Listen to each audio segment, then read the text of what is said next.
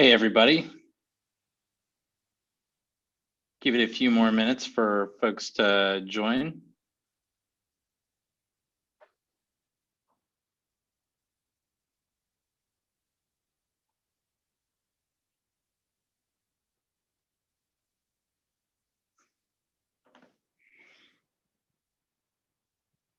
How's everybody doing today? Hi, Paul. Hey, Livnat. We're doing good. That's what I like to hear. Indeed. Coming close to end of year. That's always fun. Mm-hmm.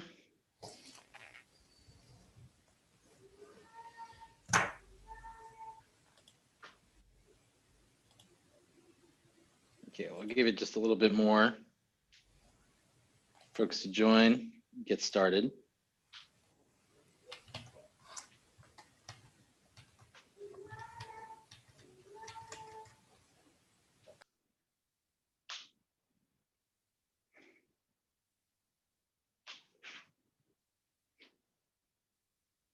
Lots of people here today. So while we're waiting, here's my question to you all. How many people were at the KubeCon SIG Multicluster talk? Yes. I was.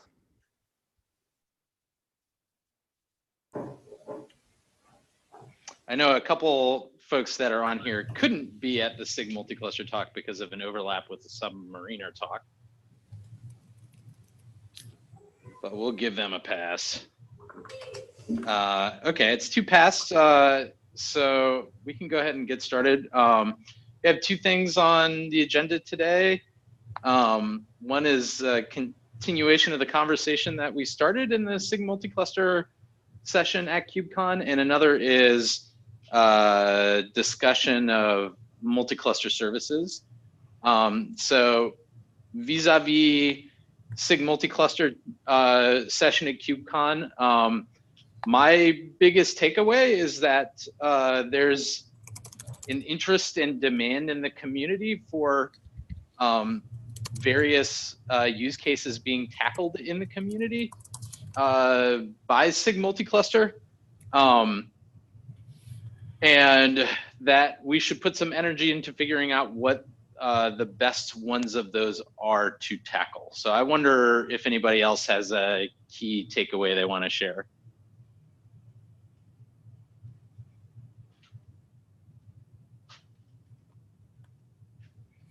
No? I think that was the main one, right? Is like, let's just figure out what the body of different problems are, categorize them, and then kind of figure out some structure of how we move forward based on that. Mm-hmm.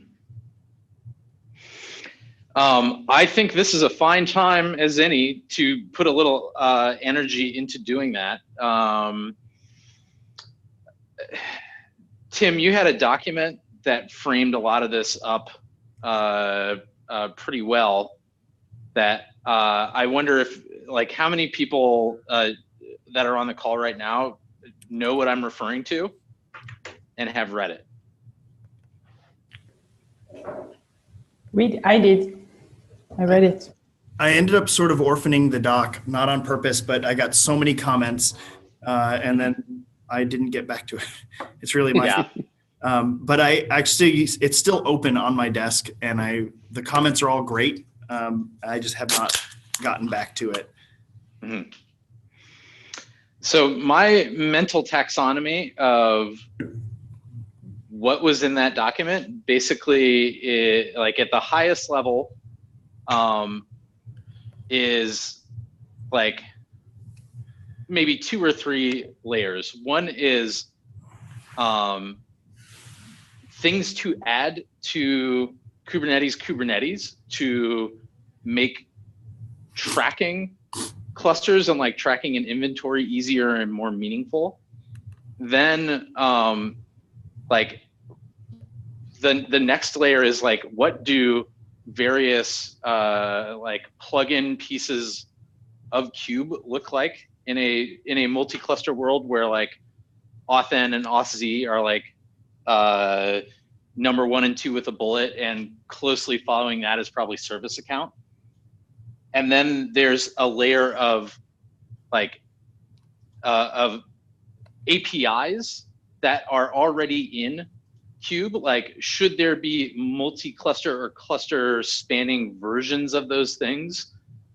Or what do they mean when it comes to namespaces, and some of the the controller type resources like deployments, stateful sets, etc. Like, Tim, is that roughly kind of the kind of characterization you feel went into that doc? I think that's fine. I mean, maybe you're granting it more structure than I actually gave it.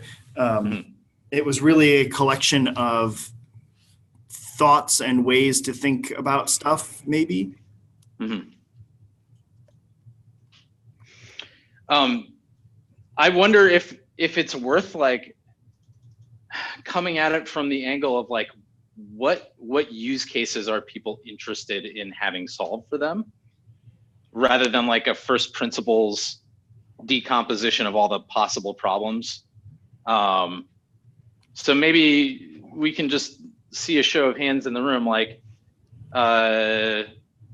or hear from people that are here today. Like, what do people think the most pressing problems they want to see solved in the community are?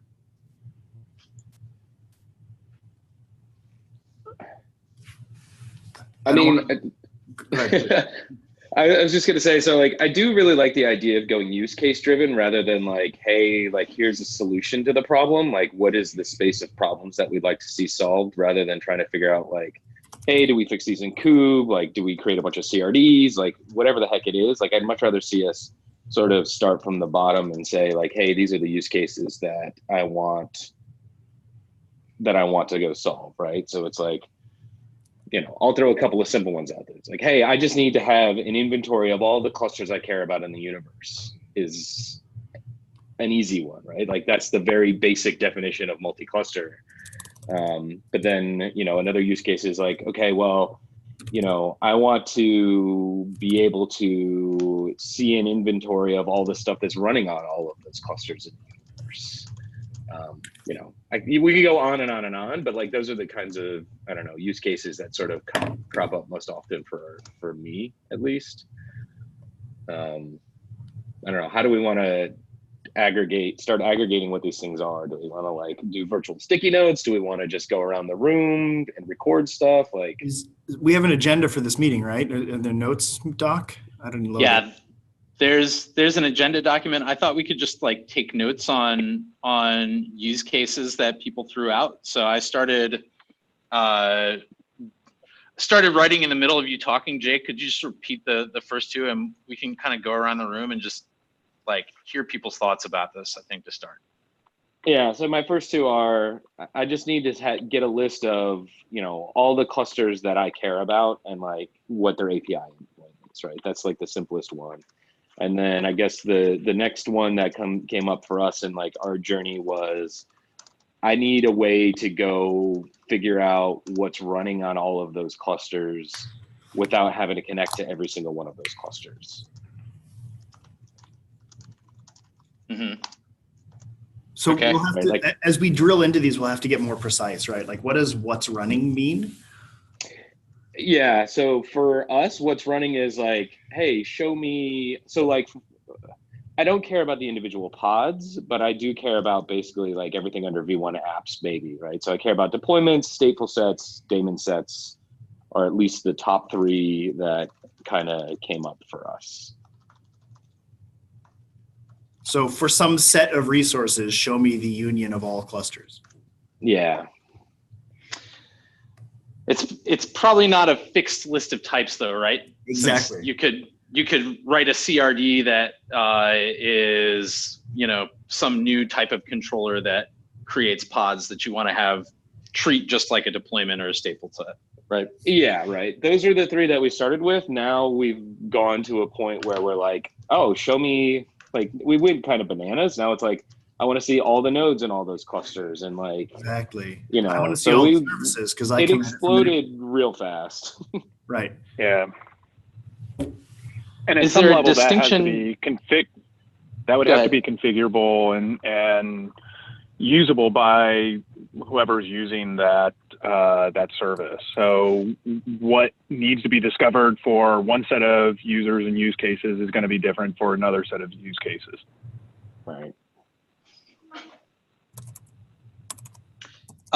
Is there a distinction that we can make between like workloads that wind up creating pods and things that are like, for example, list of node inventory for the clusters that are in my cluster inventory, or services? Like, there has to be some line to draw categorically between any of the things that you might find, right? Like, does anybody have a sense for how that might decompose? I will say what ended up happening for us is that different people started deploying different things, and everybody had a different view of what they cared about. And so our strategy was, look, you can add an annotation to anything on the planet that you basically want to get like an aggregated inventory. That's what we ended up doing.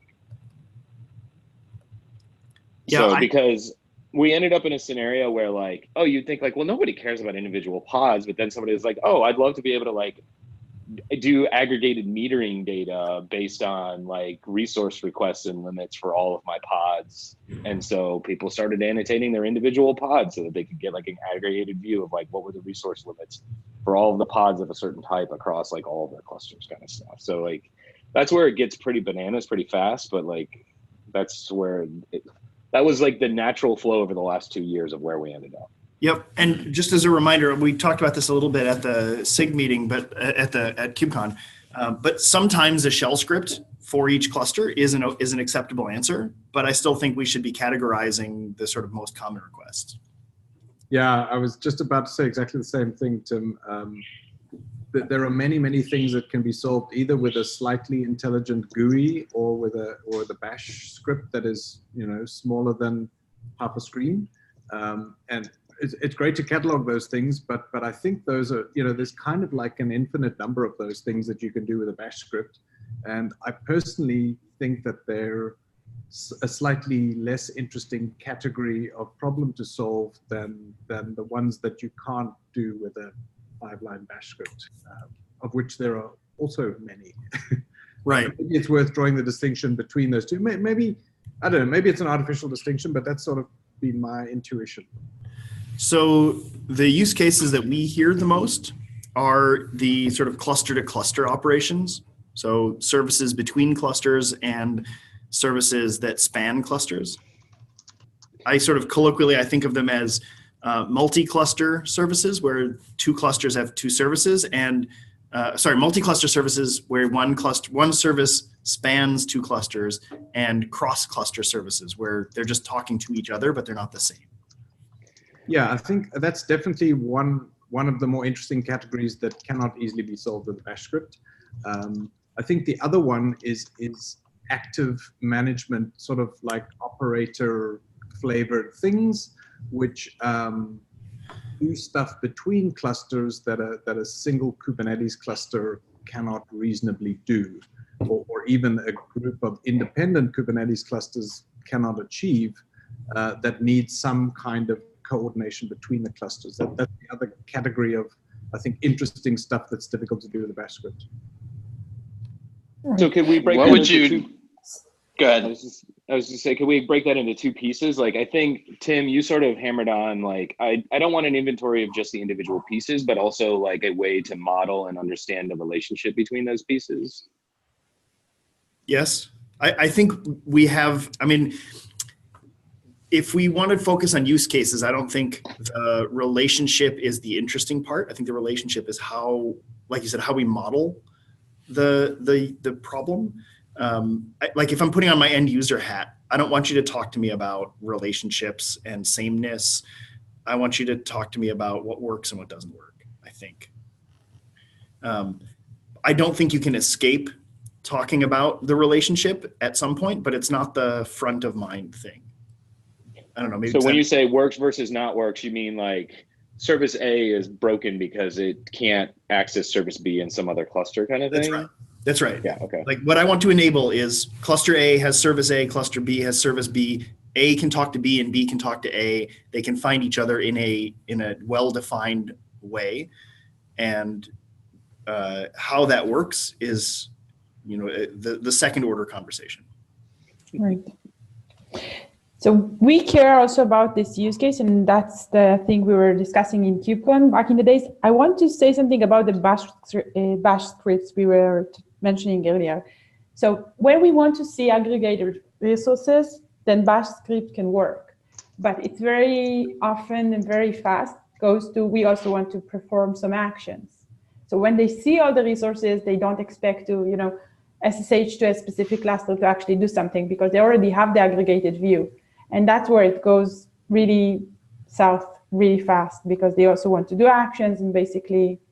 So I think bash script is a nice thing to do, but it's very often not good enough for actual use cases. Could I just ask a quick question in that context? So to me, it feels like there are two things there. The one is, first of all, you read stuff out of a bunch of clusters, and then you want to take action on it, which is what I understood your use case was. And potentially that action is another bash script that goes over all the clusters and does something, which I think is slightly different than an active, kind of more like a reconciliation kind of operator concept. Is that accurate or different from what you were saying? So I'm not sure what you meant when you were talking about the operator, but it's basic. What I was referring to is that very often when you see an aggregated view of resources, you also want to perform action. So if you see the pods, you might want to delete a pod or do something on the pod. Yeah. Is that a human wanting to do that, or an automated piece of software that's running constantly and doing this on an ongoing basis? So that's a great question. I think the answer is ultimately both. Probably some automation and probably some manual intervention when it's needed. But more importantly, there's a requirement for a role-based access control, sort of. So you don't want all of your users to be able to see all of your resources in all of the clusters. So that's where you also need a more sophisticated RBAC mechanism.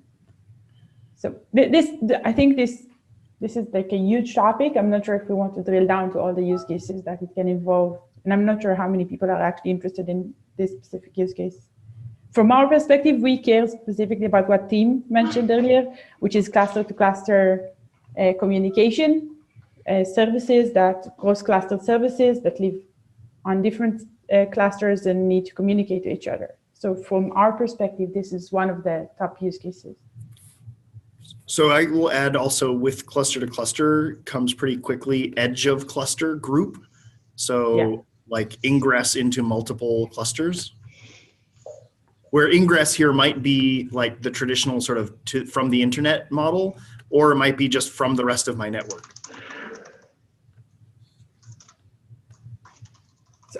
So we actually have a section of use cases that we might want to to define, or because it's not a single use case. So one thing that I haven't heard yet is like scheduling or deployment of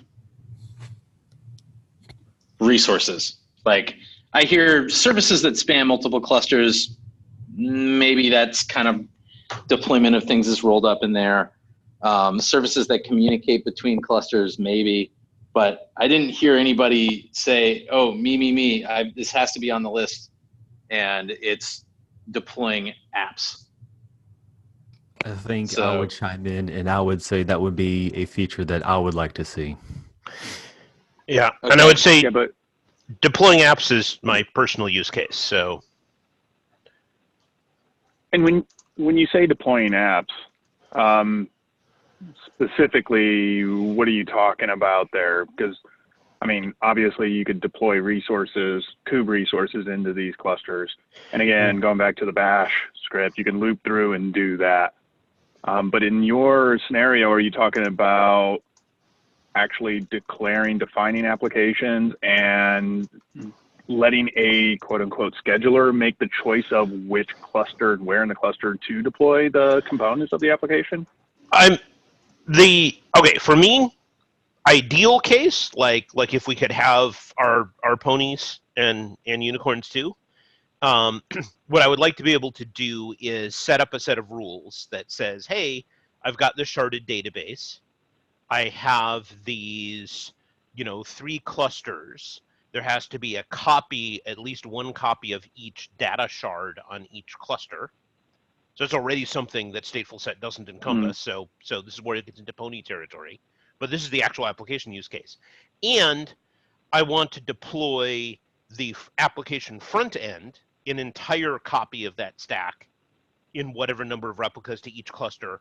And the front ends should connect to their local data shards and not to remote ones in a different cluster, unless the data shards in the local cluster are not responding for some reason. Like that is the end goal. Right.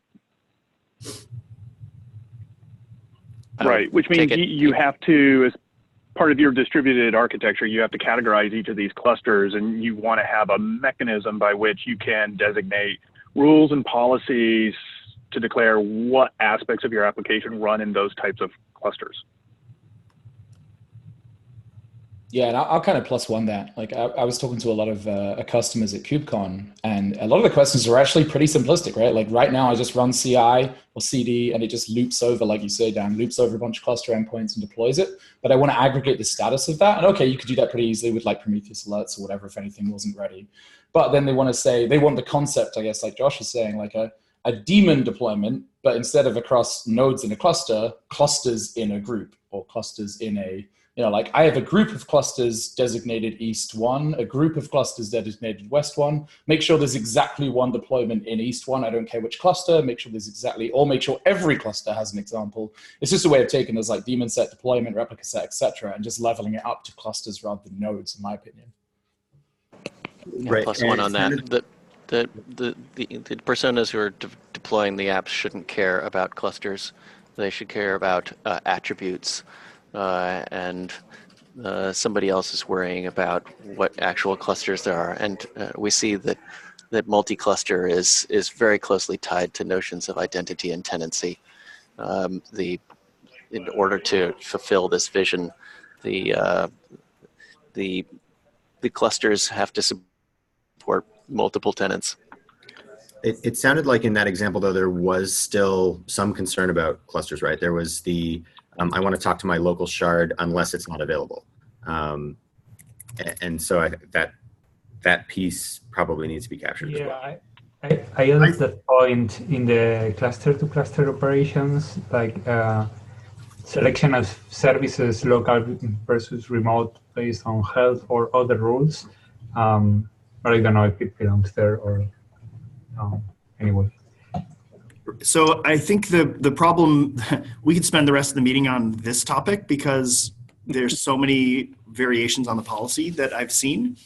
I think there are simplistic use cases where people just say, I don't know, put it in the US somewhere. And there are going to be plenty of customers who say, absolutely not, I want to control where this is running because I have more stringent requirements. So I think both are probably valid models. I think the daemon set across all clusters is an interesting thing, or across labeled clusters is an interesting thing. I'm leery of the sort of automatically try to balance my stuff across clusters mentality, but the daemon set model I think is interesting, and in fact has been a topic of discussion in the past with respect to arbitrary topology. Like what if daemon set assumes one per node, but what if it meant one per zone or one per rack? Yeah, I think the daemon set is very interesting. I also like the idea of when you get into multi-cluster, especially if you start scaling it out into a large number of clusters, you lose the ability to deal with any one cluster. And you have to deal with groupings of clusters as an entity, and having the ability to identify clusters or having clusters identify themselves and then identifying what gets deployed based on those attributes really opens up the ability to scale out your management of deployments across those clusters. I agree with the automatic magical scaling and distribution of services or resources across the clusters. Maybe one day, but I think that's too magical. I think we need to have the underpinnings that people understand, that are simple, that allow you to scale with speed. And then from there, you can build out more intelligent capabilities on top of that. So what I heard embedded in your comment, Dan, is like in addition to the concept of inventory, that is more than just like the API endpoint. It's like some information about the cluster's capabilities. Yeah, it's basically a registration. When a cluster is registered with this inventory, how is it registered? What are the attributes of that cluster? How does it designate itself as, hey, I'm a US South edge cluster, right? What are those designations? Is that something the cluster designates about itself, or is that something that whoever registered it asserts? 6 and 1/2 dozen. Yes. Yeah. Well, I think it depends on the trust model. Like, I can imagine a model where anybody with a valid client cert is allowed to register their cluster, but they may not be trusted enough to assert labels. Like, we don't share namespaces for a reason, right? Right. And No, I agree that we're agree not with kind of you. there yet. But I want to play devil's advocate a little bit to your point, Dan. I think, we're at the place now where we're kind of preaching that nodes don't matter, right? Nodes can come up and down. We can auto scale them. They're kind of mutable. We don't care. Like, I'd say, why not clusters the same? Why not treat clusters as just attributes? And then, customers just say, hey, I want my workloads to be somewhere with these attributes. Yeah, I just wanted to make a quick observation that this point that we're making here has kind of been one of the points of disagreement, I think, on multi-cluster from early on. And the two schools of thought are, one, clusters should be like cattle, the equivalent of nodes in Kubernetes clusters. And the other one is that that's not realistic, that clusters are somehow more special than nodes, and that people kind of know that they have several of them and they have names and they're pets. And I think so my past experience is much more with the cattle model, where there were so many clusters that it was not reasonable to remember all their names and treat them individually, even with sophisticated tools. But I think and I think that was sort of ahead of where most people were 4 years ago, whatever. I think these days, I heard lots of people at KubeCon talking about running hundreds of clusters, and I can guarantee you they don't remember the names of all their hundreds of clusters, and they want to deal with them in the same way that they deal with nodes in a cluster.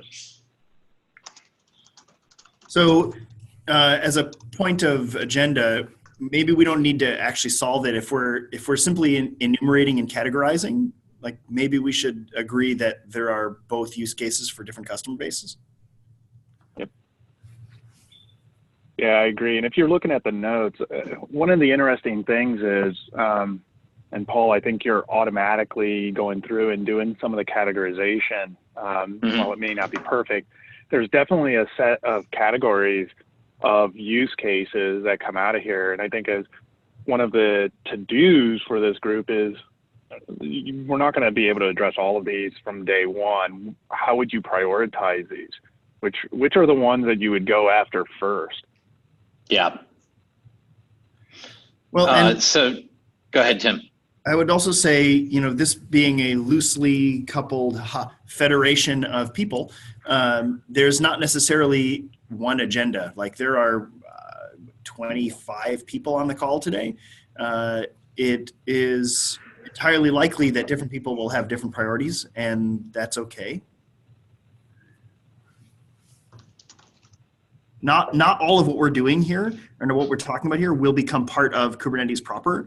Some of it will become Xkate, some of it will become other projects, and that's all fine, right? Yeah. So I want to just notice the time. It's 1 o'clock, or it's at the hour, and this meeting is scheduled to last till 25 after.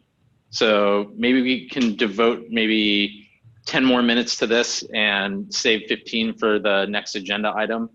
One of the things that I did not hear yet is any use case involving storage replication or multi-read-write storage across clusters. Wonder if anybody has anything related to storage that they're specifically interested in.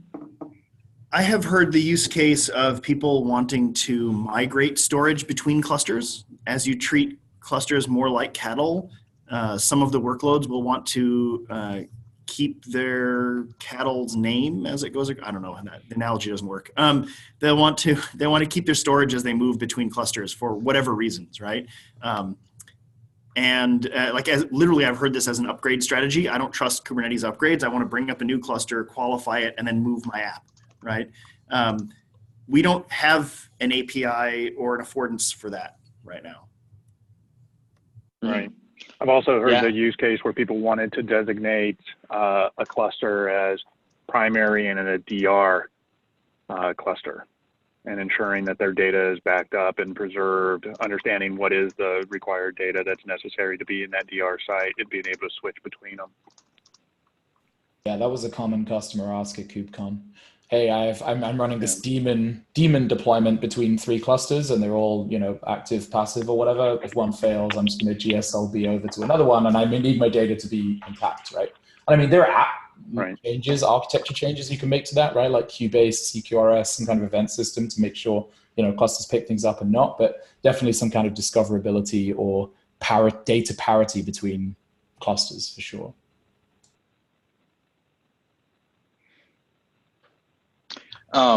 Another thing that I didn't hear that I was sort of wondering if I would is auth provider configuration, like making that uniform across a fleet of clusters, or just anything in that area. So fishing a little bit, does anybody have any auth related cases? Well, the thing you are going to run into is that these multi-cluster solutions are going to be an underpinning of multi-mesh service meshes, and those require identity management, service identity management across your clusters. So not directly auth related, but it's very similar identity management across the clusters. Yeah, you're talking about like service-to-service identity management, though, right, Dan? Not like service identity management. Yeah. No, correct. Service-to-service. But I'll add to that. I agree. I'll add to that the obvious extension, which is things like network policy, but also the ability for cluster-to-cluster API server auth. So client in cluster A being able to talk to API server in cluster B. For example, if you have multi-cluster style controllers that are going to master elect or something like that, manual sharing of cross-cluster secrets is a giant pain in the ass. Like any auth solution that involves download the JSON and copy it to a secret is a bad idea. I mean, I think the one that comes up that's, I guess, simpler than all of these is just like, hey, you know, I have 10 clusters. They don't all have the same auth provider created for them. So, like, how do I give Bob an identity, or like my CI tools identity across those clusters and manage RBAC in a uniform way? Like those sorts of things is another problem that frequently comes up.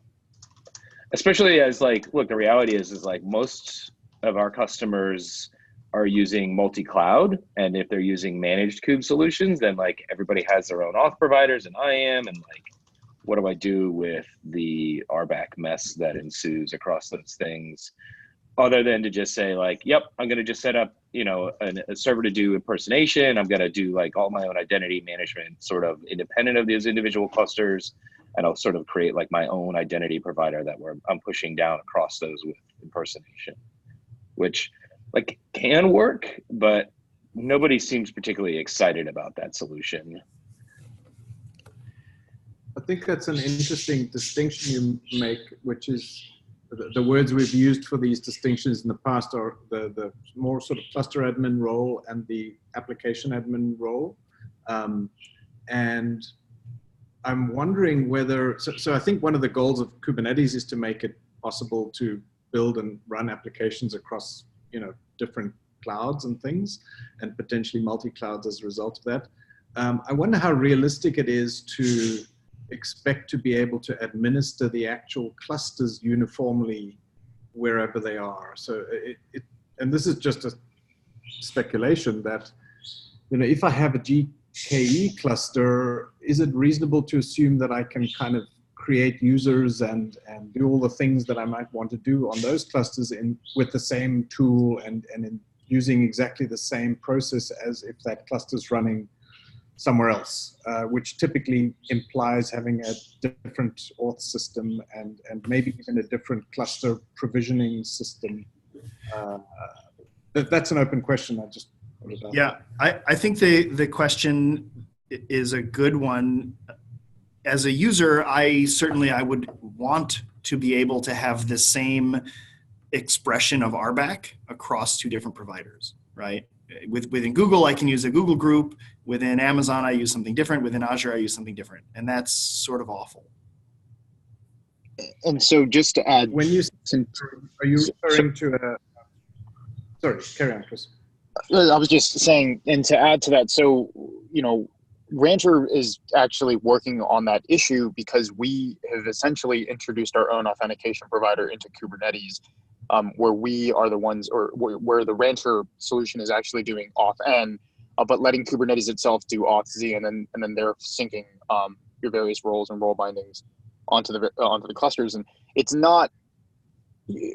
That's actually how we can give this sort of uniformity for authentication, but it doesn't necessarily tie in well. It's not something you can just sort of pull out and then use as a separate solution. You kind of have to buy into the entire stack to be able to do something like that. Are you doing that all through OIDC, or are you wrapping up all the other IAM mechanisms?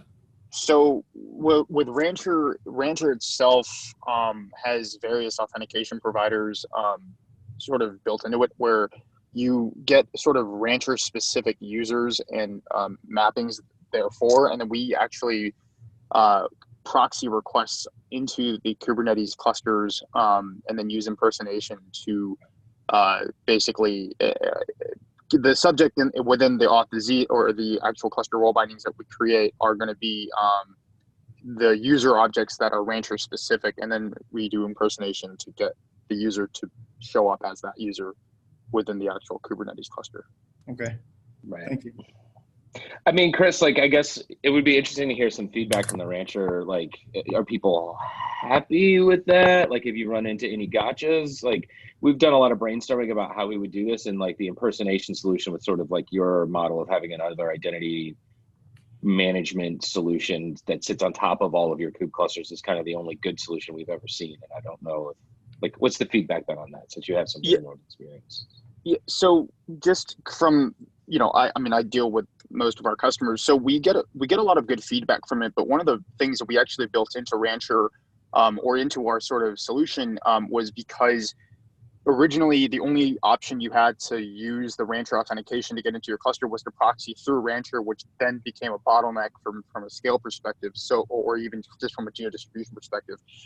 So what we actually ended up doing was actually writing an auth-n webhook server that runs within the local or the Kubernetes cluster you want to auth against, and then we synchronize essentially your bearer tokens into that cluster so that the local auth-n webhook server can do authentication. You're dialing the API servers directly using the Rancher specific bearer token, but it's still getting the same sort of RBAC sync because it comes from Rancher at the end of the day. You just don't have Rancher in your sort of data path.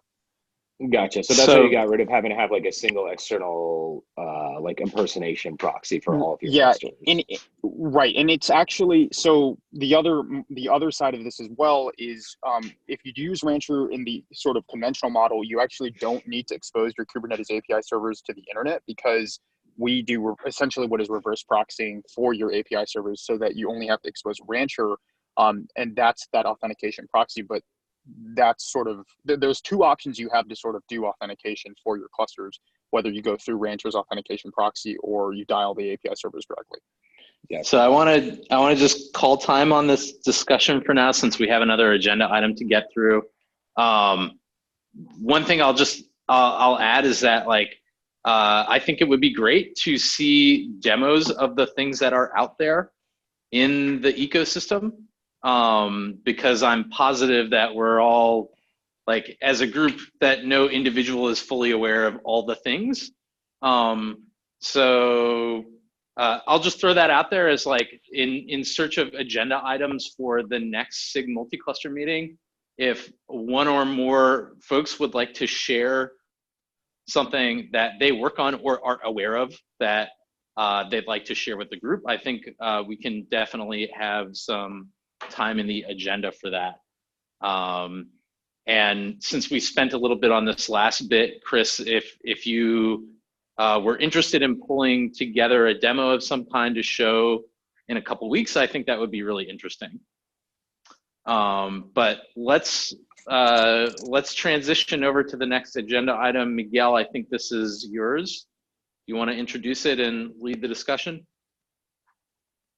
Okay, so yeah, the next point that I added to the agenda is actually very related to this. Is about one of the specific points that we throw into the list. It's about the cluster-to-cluster service operations. We were talking about that a little bit on KubeCon, about how to model. Okay, let me close this off. Sorry, I have some kids running around. So we're talking about how to model that kind of connectivity and how to standardize in Kubernetes. How could that look? I remember that we talked about using maybe endpoint slices and topology keys for that. And yeah, probably we need to follow up on that, because I looked at the endpoint slices and the topology keys, and I may need some more deeper introduction to the topic, because I didn't I didn't fully understand how could we eventually use it, but it's just I didn't have enough time to dig into it. So I think it might just help to level set on exactly what multi-cluster service means here. Does that describe a service that is meant to be invoked from, like, cluster 1 but runs in cluster 2? What does multi-cluster service mean in this context? Okay, in this context, what I mean is a service. Sorry, some application that is running on one cluster and needs to talk to a service, and the application ideally does not need to know where the service is living. I mean, it just needs to know what service wants to connect to. And then something into Kubernetes needs to resolve if it's going to connect, if that service exists in the local cluster, and then it's going to make sure that the connectivity happens to the service on that cluster, if that's what the administrator wanted, or if it's going to connect to the same service that lives on another cluster, because maybe it's what the administrator wanted, or because the local service is down in that cluster. So the conversation started sort of with, like, assume a group of clusters that a priori the user has established that this is a group, right? Within that group, there is a relationship between clusters, and the relationship is, in this case, about services. Can we make it so that users in cluster A can find and access services in cluster B more or less as they do with local cluster services. What are the primitives that we would need to make that sort of a UX work? Does that capture it, Jeremy, Megan? Yeah. Well, also adding into that, what about services that span like cluster A and B or cluster B and C? Yeah, like it seems obvious that in this multi-cluster world, there's still definitely going to be a case where for wanting to talk to a service in my local cluster, but then also adding the case for I want to talk to an instance of the service and I don't care where it is. Yeah. Yeah. So, like as a starting point, one of the things I think that has been successful about Kubernetes is how easy it makes services in the simple case, right? Just access a special DNS name and you get a VIP, and you don't have to worry about any of the vagaries of DNS refreshes and time to live and those sorts of things. Could we extend a similar model to multiple clusters? And what we started to talk about, unfortunately we ran out of time at Contrib Summit, but is the new endpoint slice primitive a good starting point for that? I feel like it's got most of what we need, and if it needs more, then maybe that's the hook that we want, right? I keep asking this question of what can I push down into Kubernetes to make multi-cluster easier? I feel like that might be one of them. The way that I characterize the definition of a multi-cluster service is that a service that you can work with from cluster A in the same way as you would work with any other service that was running in cluster A, where it may not actually be running in cluster A. Does that capture the essence of it? Yeah. I think so, yeah. Yeah, I think it does. Yeah, Yep. At least for the consumer standpoint. And then whoever, then there's a separate conversation about how that service gets exposed, what knobs the service provider might want to tweak. Yeah. As far as a consumer, I think the hope would be, it's as easy to consume as a service running in my local cluster. Yeah, and it wasn't the discussion we started off with didn't necessarily assume sort of uniformity of the back end of your service. We were discussing around using potentially something like topology key and so forth to sort of weight service endpoints so that you don't end up accidentally unnecessarily sending traffic to a different cluster if you don't need to. Right. And something actually Josh brought up today was the concept of a front-end service hitting a back-end service, and if the back-end service is down, to try another back-end service. But that logic with what we were sort of talking about here would actually end up needing to be done at the application level rather than at the sort of this controller level, because all this controller is going to do is look for healthy endpoints and then populate them into the endpoint slice of the other, of the clusters, and doesn't necessarily have information. I mean, there's a little bit of time. I mean, I guess it would sync that if the pod goes unhealthy, but right. But that was sort of, I think, what we were discussing to sort of fill in the gaps a little bit. I think the important point there is like the way services are implemented in Kubernetes today is pretty dumb, right? There isn't a concept of the endpoint I'm trying to reach is down, let me try another one, right? It's very transparent. And so you would rely on what you said, the unreadiness would remove it from the set. Though I think we can, if we do this right, we leave room in the implementation for things like smarter service meshes to do better than that. But the baseline could be really simple. Yeah. And then the other big thing that I wanted to sort of, I mean, I ran into this issue, and it's a pretty rudimentary issue, but let's say you have kubedns running and doing your service discovery, but you have worker nodes in different, or geo distribution, or you have geodistributed worker nodes, and you get very, like all over the map responses from kubedns because you've got replicas running in different, with, I guess, different distances to where your source of the DNS query is coming from. I mean, that kind of stuff bites people with a single cluster today when they try to do this sort of multi-geo cluster deployments, or maybe even different AZ, multi-AZ deployments, for example. So this is exactly what the service topology feature is for, which went into 1.7 or is going into 1.7. It got merged.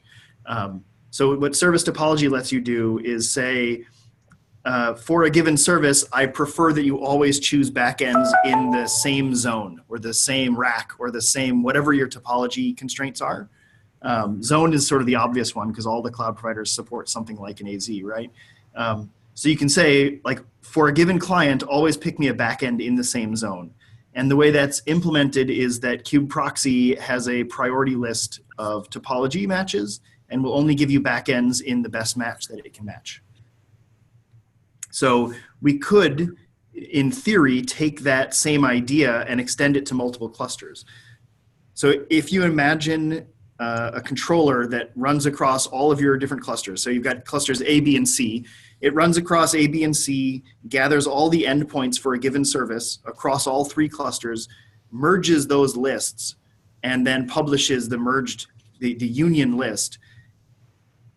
Is topology sufficient for making that a multi-cluster service at that point?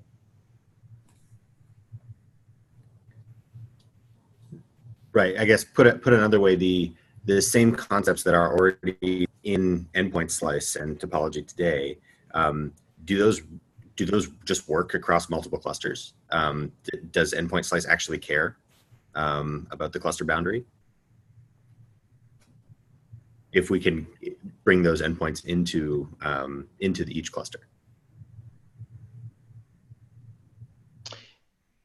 Has anybody actually tried to do that? Oh, you mean combine endpoint slice with topology key? Yeah. Well, Miguel and I were going to try to do that, but we haven't gotten around to fully doing it yet. So it might be interesting if someone actually tried to see what they could accomplish with the bits that exist today. So we've started kind of poking around with that, and it seems to provide some of the basic functionality. I think there's more exploration we need to do for sure. Yeah, I guess that. So I didn't fully look at it, but I guess that's something that we will need to do is from those topology keys being able to identify like either clusters or characteristics of those clusters or labels to make that topology keys work for this purpose. So most of the cloud providers today already have control that annotates nodes with zone and region. Those are the sort of the 2 standard topologies. And so both of those are automatically captured by endpoint slice on every endpoint. That needs to become more extensible. There's already an issue open against endpoint slice for that. But let's just assume now that zone and topology are sufficient. When you turn on endpoint slice, and by the way, it's not on by default in 1.17, and neither is topology. So you have to turn them both on explicitly, and they're, one is alpha, the other is sort of beta, but not default. But if you turn those things on together, you should get your endpoint slices for your single cluster service with all the topology information, specifically host name, zone, and region. Now, if we had a controller that produces the same endpoint slice, but with multiple clusters data, like, I can't see why it wouldn't simply work. But, that's, I guess, the part that needs to be really tried.